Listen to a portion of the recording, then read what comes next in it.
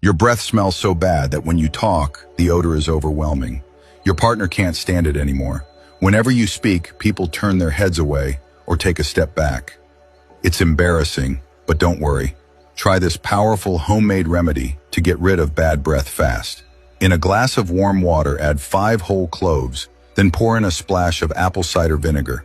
We use apple cider vinegar because it's milder than white vinegar and more effective at killing germs. Next, add half a teaspoon of baking soda. Be sure to add it slowly to avoid fizzing and overflow. Stir the mixture well, then cover the glass and let it sit for 5 minutes. This allows the ingredients to blend and release their natural antibacterial and deodorizing properties. Now gargle deeply, go as far back in your throat as you can manage, then rinse your mouth with clean water. You'll feel fresher instantly, and your breath will smell much better. What did you think of this recipe?